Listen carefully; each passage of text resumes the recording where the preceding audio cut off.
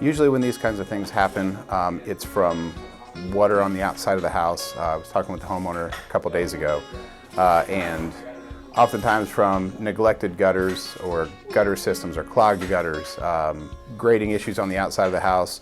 Over long periods of time, water will build up along the foundation wall. If you hear people talk about hydrostatic pressure, that's basically what that is. It's the weight of the water pushing in on the wall. What also happens there is you have all this weight that's pushing on the wall constantly, especially this time of year as it gets colder and you get the surface of the ground that freezes. It kind of creates a wedge. If you think about a foundation wall, there's kind of a V or a wedge that's dug out when they build the wall. And as that's backfilled with dirt, that soil never packs as well as the original clay soil. And as you get saturated ground, and then especially when that freezes, it creates what's called the active wedge, or an active wedge, which is pushing on that wall. And that's usually what causes the walls to move.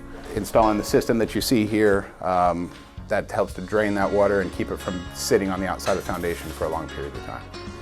So we've installed Geolock Anchors at this property. The idea is that they're getting some wall failure, wall deflection. The wall is starting to move in from that pressure on the outside of the house. So the purpose of the Geolock is to tie a wall plate on the inside with an anchor on the outside, earth anchor on the outside, attached with a long threaded rod where you can put tension back to support those walls, and in a lot of cases you can actually push those walls back. So if you see Anthony over here, he's actually torquing the Geolock anchor to proper tension.